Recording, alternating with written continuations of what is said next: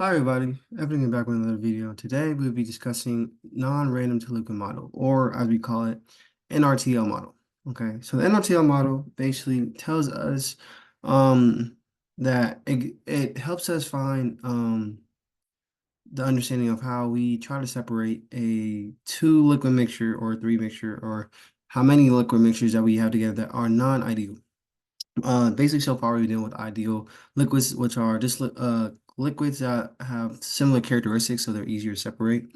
But in the real world, that usually doesn't happen. Majority of the time, we mix in the chemical world, we mix a lot of liquids together that are non-ideal, and at a certain temperature, just it can form an azeotrope, which is extremely hard to impossible to separate.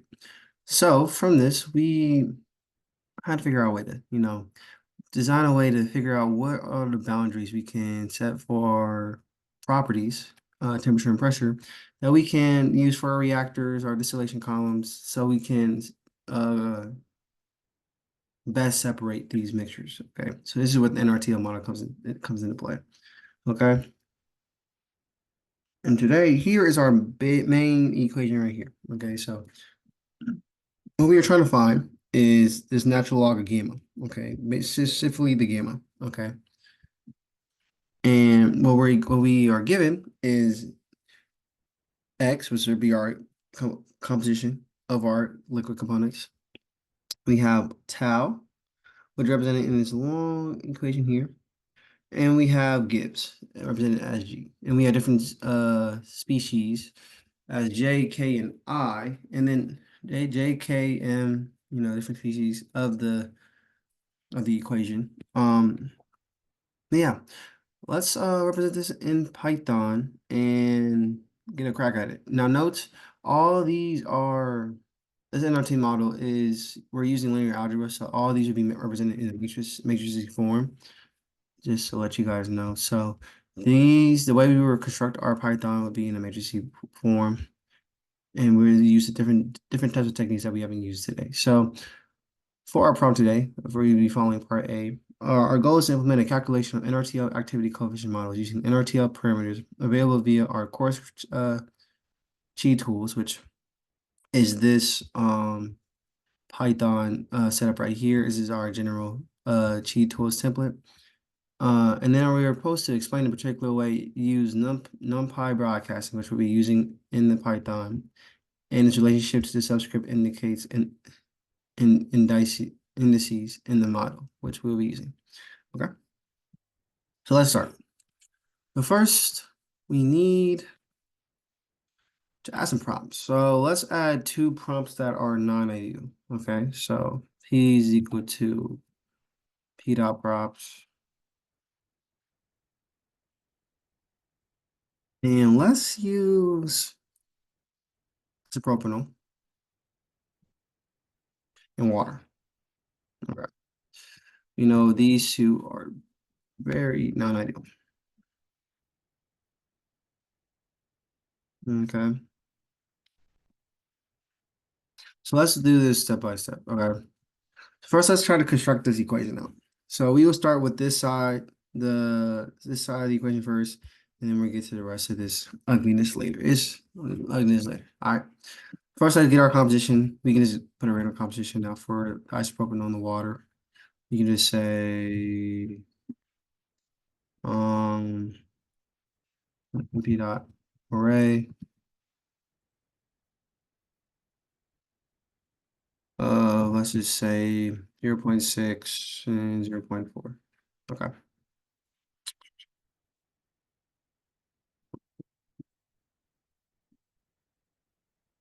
We can't do that. Yeah. Oh, there's no comma. I was like, I should be able to do that. All right. And that's self period. How's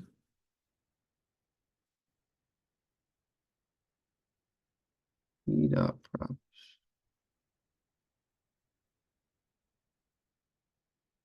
Okay, now we're in. Hopefully some little mistakes I made. Okay, so let's first start with our tau here. So we have tau is equal to A plus B divided by temperature. plus C divided by temperature plus D natural log of temperature plus E divided by temperature. I mean times temperature. Now, these A, B, C, and D's and E, we're not going to use E. Actually, I forgot to tell you, we're not using this tau equation because we're doing it based on temperature dependent parameters, like I mentioned earlier. So the direct correct tau equation would be this. Okay, so for function T, we'll have A is equal to B divided by temperature plus C times natural log of temperature plus D times temperature. Okay. And for this, our A, B, C, and D are in our NRTL calculations. And lucky enough for us, using our GitHub content and having our props actually already has its own NRTL calculations based on for each of its chemicals. So all we really have to import for this, so if we set this up, set this to tau,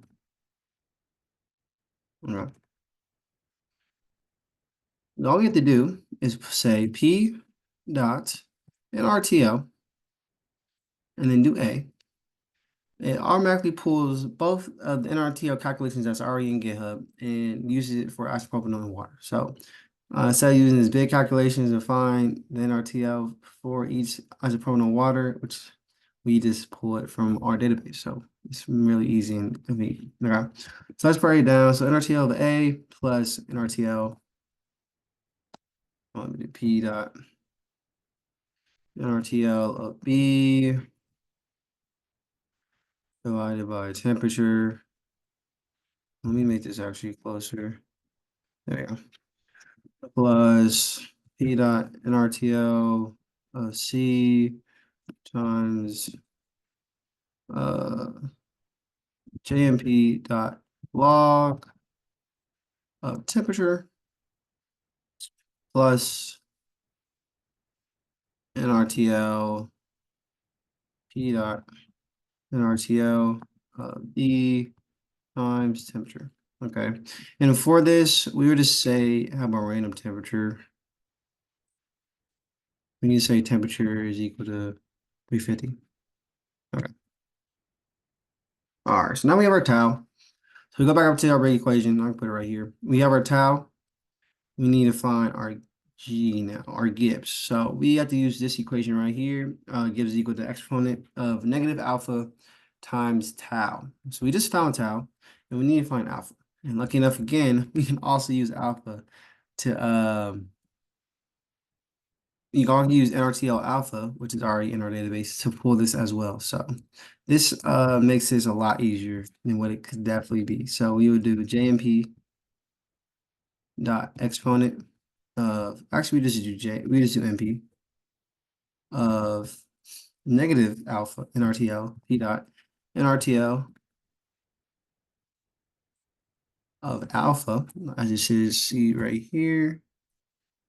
I'll just pull that times tau. All right, shift enter. Perfect. And then lastly, for this, we need our X, which we already have. So if we want to combine the top row, all we got to do is say X tau G, which would be our top row for this side, is equal to X times tau times, well, X at tau times G. And the reason why we do this at is because, like I mentioned earlier, these are our matrices. So what we actually are doing the matrix multiplication. Okay. And the reason why we don't do an at for tau and G, because if we type out tau, type out G, and we type out X. Oh, we already have X up here. You'll see that the matrices for tau and G are 2 by 2. As to X, you can see that it's 1 by 2. Okay, so the two, you can see that tau and G can actually just be multiplied straight across because it's 2 by 2 and it will do the multiplication that we need. But for X, we actually need to multiply the matrices across downward. That's basically what we're trying to find. So we have to do a matrix multiplication since the matrix does not fully match the matrix that we're multiplying by. And also, due to the x being 1 by 2 and we multiply it to a 2 by 2, we will actually use the thing that we've been asked to explain, which is broadcasting. So broadcasting is basically having a row or column repeat itself to fit a certain fit the matrix that we're trying to find. Okay, so basically for this, we want to have our it's supposed to be 6. Our 0.6, 0.4, if we multiply it together, um, if we represent, let's do x times tau. Okay, so we do x times tau. We want our 0.6, 0.4 to multiply straight down. So we want to do our 0.6 times 0, 0.4 times 0.05, and then the next row will be 0.6 times 2.3, and 0.4 times 0. Okay, so that's how we wanted to go. All right. But how we represent this is if we want to make sure, because if we had like a bigger matrix C that was been like we did, it was shoot, let's say 5 by 2, and we want to make sure that the X matrix C goes down all 5 rows. We would do something like this. So we will have put a bracket and we will say none, comma, bullet. And I think this actually needs to be columns instead of parentheses. Yep. All right. So basically what this does, the none basically makes it so that it represents the shape as 1. So it's a reiterating number that just copies down whatever is multiplied by. So basically so if we have like a 5 by 2 and we put none there, it reshapes the matrix C into just being 1. So it'll be 1 by 2. But the 1 reiterates as many times as the matrix C goes. So if we needed let's say we had a 1 by 3 by 1 matrix C, and then we had I don't know, let's say a 1 by 3, and we want to reiterate that. So we reshape that into, I think I'm making it more confusing. I think I had it. But basically, all we're doing is broadcasting. It's basically just making sure that our matrix C is reshaped to the way that it can reiterate at a certain amount of times that we need for the matrix multiplication. Okay. So for this multiplication here, we will actually add this for it. That'll be my boom. And then this is what actually it should look like. Okay. So now we have our numerator for our x tau g for our j species. Okay. And now if we want to complete that fraction, all we gotta do, you want to just say xg. So we do xg, do the same thing we just did. We do our x none. We do parentheses, and then the parentheses just keeps the shape we have. So since we have 2, since we have our 1 by 2, so that means our shape is 1 comma 2. It just keeps the 2. So if we do x, and we do x, and then let's just actually just copy this. Then we did dot shape. And see, look, the 2, it just keeps the 2.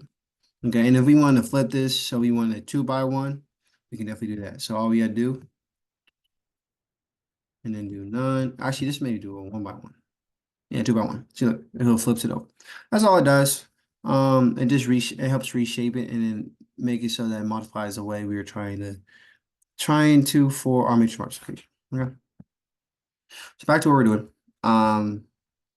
Xg 2 times g. Okay. And then we can just say our x tau g, and then pound to represent our division, and then do xg is equal to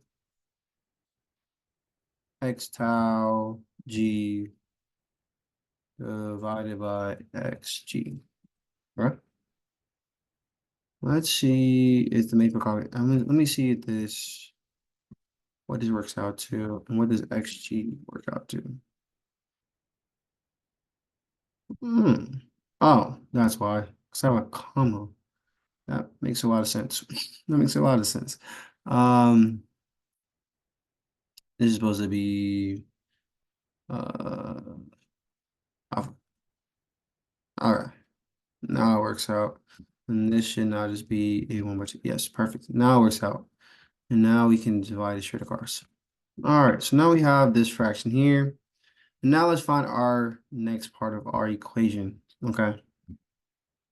So we actually already have everything we need to solve for the rest of the equation. So we have xg. We do realize that for our numerator for the xg, our j species for x needs to fit for our g. And it kind of doesn't. For our first one, for the beginning part of G, it has an I, and we need it to be J. But our I does match the what's in the brackets for the tau minus x tau G divided by xg. So what we could do actually is let me delete this second page. We can do our yips times in parentheses our tau minus R, and we already have x tau G divided by xg represented that we did up here earlier. So we can just put that whole thing down. X tau G pound xg. Okay. Spell tau. Wow. I did. Xg. So we have this whole thing now represented in this small thing right here. All right. Okay. And then we divide this. And the j's also match for our denominator as well. So what we can also do is divide this bad boy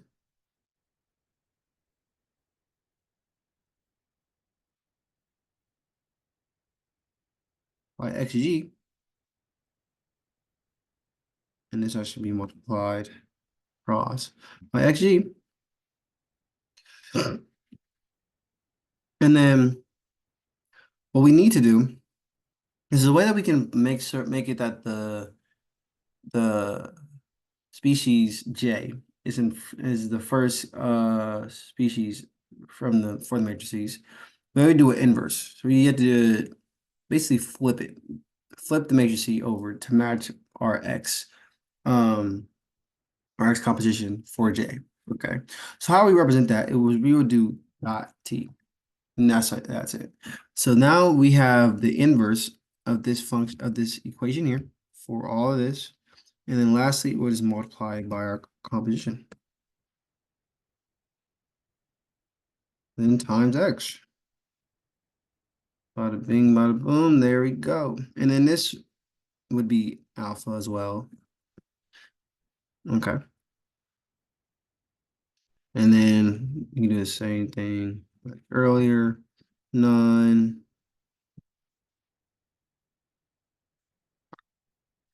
And we have it. So now we have both. We have the left part and we have the right part. Now all we gotta do is combine together. Okay. So now if we want to, now we can literally just do plus and then just add this part right here. X tau G pound XG. And we have our NRTL equation represented right here. Okay. So now all we gotta do is stick this bad boy right up here. And this is basically it. So now what we can do, it works right now, of course, if we have a temperature defined, but we know that if we put this in the distillation column, we have varying temperatures that will range depending on where we are trying to run our system on. So what we can do is actually just define our function. So find function for gamma, we're trying to find respect to our composition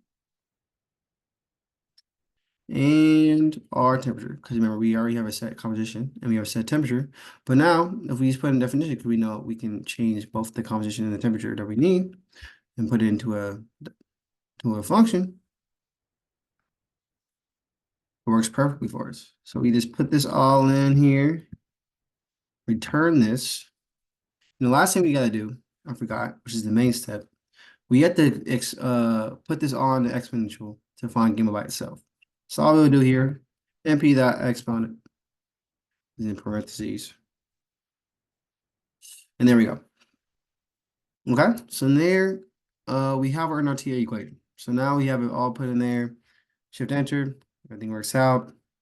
And now we can actually use this later on when you're trying to find the rest of our components, definitely for part B later on, to now put this in, if we want to use run a distillation column using using a non-ideal liquid, two non-ideal liquid mixture, we can use this to help us out. All right. So I see you guys in the next part of the video where we'll be using this function to help us out later. Okay. Bye guys.